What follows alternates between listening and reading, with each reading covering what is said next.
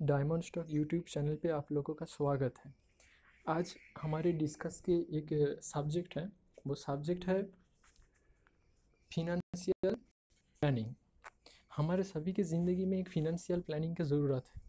जैसे financial planning में एक परसेंटेज अगर हम दिखाएंगे आपको कि फिनंशियल प्लानिंग का जो परसेंटेज है, ये सेल्फ फिनंशियल प्लानिंग सब्जेक्ट में बहुत कम लोग हैं हमारे देश में जो फिनंशियल सब्जेक्ट में कुछ गोल सोचते हैं और उनका फ्यूचर के बारे में सोचते हैं और उसके मुताबिक वो आगे बढ़ पाते हैं।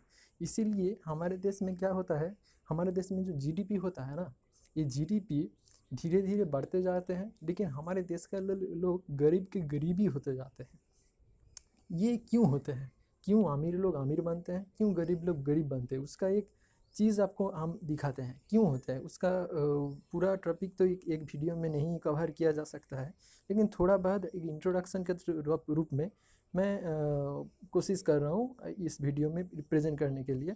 आपको दिखाता हूँ ये जो 50-30 और 20 वाला जो रूल है ना, ये एक्चुअली डेवलप किया गया था एलिजाबेथ वार्रेन बोल के एक फिनंशियल एक्सपर्ट ने ये डेवलप किया था। 50-30 और 20 ये कैसा रूल है, क्यों इसको यूटिलाइज़ किया जाता है?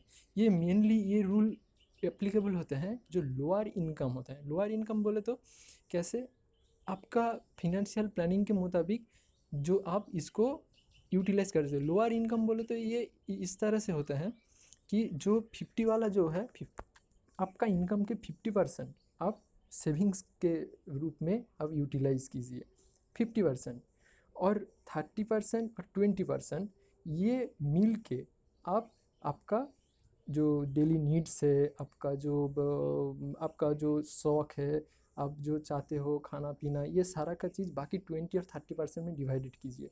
ये 50% जो मैं सेविंग्स के लिए कह रहा हूँ, ये 50% के अंदर आपका बहुत कुछ आएगा। इस 50% के अंदर आपका इंश्योरेंस आएगा, इस 50% के अंदर आपका फिनंशियल जो नेक्स्ट गोल है, रिटायरमेंट प्लानिंग है, पढ़ाई लिखाई का बच्चों का खर्चा है, हेल्थ इंश्योरेंस है, लाइफ इंश्योरेंस है, ये सारा का सारा चीज़ इसमें आएगा।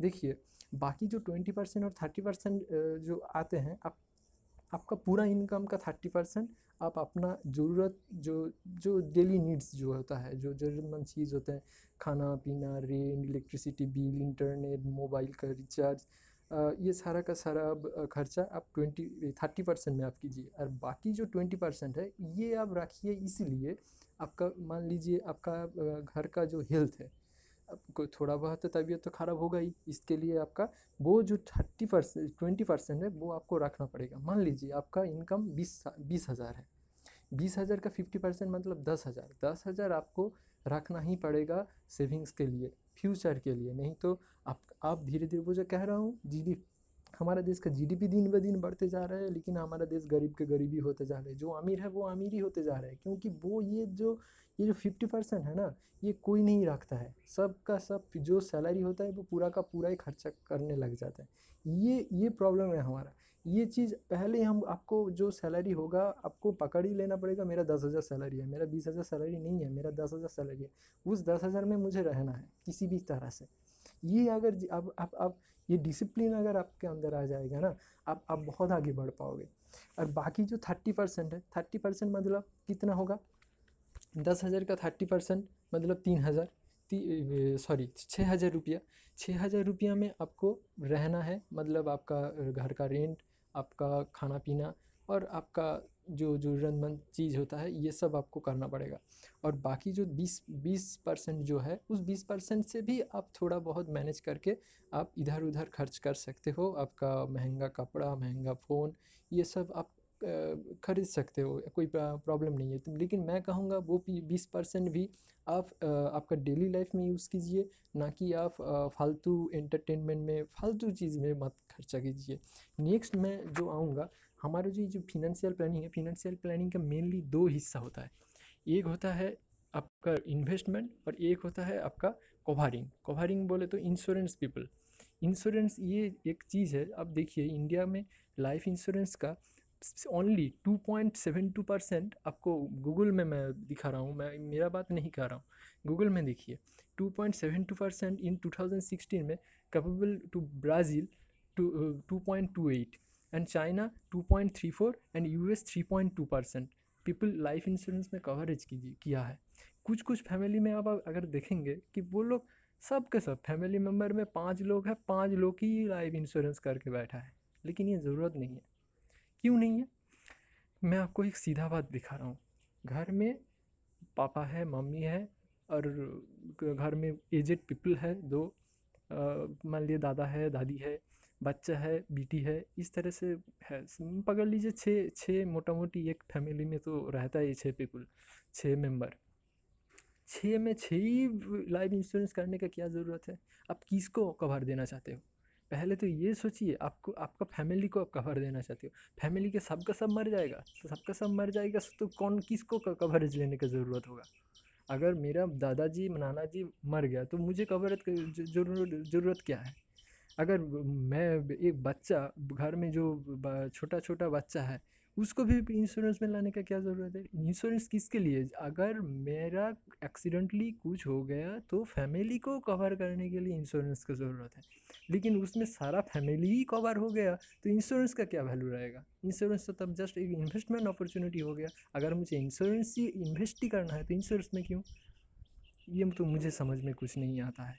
मैं वो पूरा डिटेल्स मैं नेक्स्ट वीडियो में करूँगा, लेकिन आज मैं इंश्योरेंस का एक बात मैं कहना चाहता हूँ। मेरे ख्याल से फिनंशियल प्लानिंग में एक इंश्योरेंस होना ज़रूरी है। वो इंश्योरेंस उसको करना है जो इनकमिंग पर्सन है, घर का जो अर्नर मेंबर है, उनको इंश्योरेंस होना ज़रूरी है। और बाकी लोगों का इंश्योरेंस करना मेरे ख्याल से कोई इम्पोर्टेंट सी नहीं है। नेक्स्ट मैं आऊँगा आपका कवरेज, जो ये हेल्थ कवरेज है। हेल्थ कवरेज ऐसा चीज़ है, देखिए हेल्थ तो सबका ही ख़राब हो सकता है ना। हेल्थ किसी को भी ख़राब हो सकता है, ये वो बच्चा हो, बूढ़ा हो, या यंग हो, कुछ भी हो, सबका ही हेल्थ ख़राब हो सकता है। जैसे मान लीजिए आपको अगर मैं इंडिया का परसेंटेज दिखाऊंगा, ओनली 5%, आप देखिए यहाँ पे only 5% household in the India are covered by the under the any kind of health insurance. आप देख में आपको मतलब आप चौंक जाओगे। हमारे देश में किसी को ये सोच ही नहीं है कि हम हमारा तबीयत खराब हो सकता है। वो सब लोग सोच लेते हैं कि हम कभी हमारा बीमारी नहीं हो सकता। ये गलत है। हेल्थ इंश्योरेंस सबको होना चाहिए। हेल्थ इंश्योरेंस एटलीस्ट तो 1 लाख का तो हेल्थ इंश्योरेंस होना ही चाहिए सबको। नेक्स्ट, ये एक फिनेंशियल प्लानिंग में आपको एक एंट्री लेना चाहिए। लाइफ इंश्योरेंस के लिए आप देखिए, मैं एक चीज़ दिखाता हूँ। आपका लाइफ इंश्योरेंस यहाँ पे कितने परसेंट है? देखिए 2.72% है, और वही हेल्थ इंश्योरेंस आपका कितना, देखिए आपका 5% है। तो हमारे देश में एक्चुअली हेल्थ इंश्योरेंस 100% होना चाहिए। आपका हमारे देश में कोई भी परसेंटेज हेल्थ इंश्योरेंस पता नहीं क्यों नहीं लेते हैं ये लोग। और एक चीज़ आपको दिखाता हूँ जिसके लिए एक वीडियो, फिनेंशियल गोल हमारे देश में सिर्फ 28% के लोगों का ये सोच है कि हमारे कोई फिनेंशियल प्लानिंग होना चाहिए। आप सोचिए, और बाकी बाकी जितने सारे ये जो मतलब 72% लोग हैं, इनको सोच ही नहीं है कि हमारे फिनेंशियल प्लानिंग होना चाहिए। वो कभी बुढ़ा ही नहीं होगा। बाकी 72% लोग, ओनली 28% लोग सोचते हैं कि वो ज़िंदगी में एक दिन आएगा, उनको रिटायरमेंट आएगा और एक दिन उनको रिटायरमेंट करना पड़ेगा, लेकिन बाकी सबको रिटायरमेंट होगा ही नहीं, ये लोग सोचते हैं। यही हमारा प्रॉब्लम है। हम गरीब इसीलिए हो जाते हैं क्योंकि हम ज़िंदगी भर मेहनत करके कमाते हैं, लेकिन एक ही एक एक्सीडेंट हमारी ज़िंदगी तबाह कर देते हैं। यही हमारा प्रॉब्लम है। ये सोच से हमसे निकलना पड़ेगा। ये सोच जब तक हम नहीं चेंज कर पाते, तब तक हमारा हमारा कुछ नहीं होगा। ये फिनेंशियल प्लानिंग हम लोगों को बहुत ज़रूरत है। अब मैं एक चीज़ कहता हूँ कि फिनेंशियल प्लानिंग में एक मेनली दो चीज़ होते हैं। फिनेंशियल प्लानिंग में एक सेक्टर है इंश्योरेंस सेक्टर, और एक सेक्टर है इन्वेस्टमेंट सेक्टर।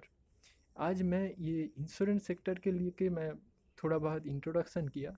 कल मैं बाकी सब पूरा इंश्योरेंस में क्या क्या होता है और सारा का सारा वीडियो मैं बनाऊंगा।